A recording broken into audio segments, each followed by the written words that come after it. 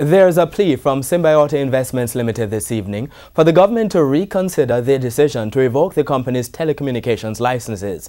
Earlier this week, Symbiote, which trades as Carousel, was notified through a letter from the Technology Minister that the Office of Utilities Regulation had recommended that its license be revoked because the company failed to provide requested information. But the company has written back to the minister pleading its case. TVJ's Herman Green reports.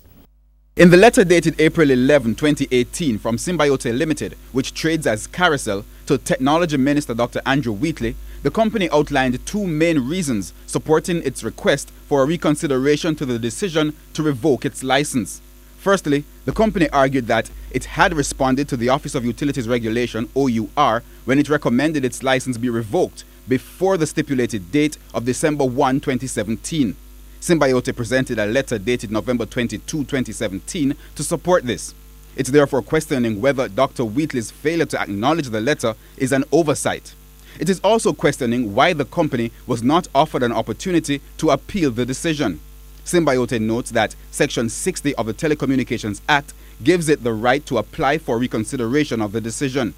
It made that application in its letter to Dr. Wheatley. The company is also urging the Technology Minister to stay the decision to pull the license until a final determination is made. Herman Green, TVJ News.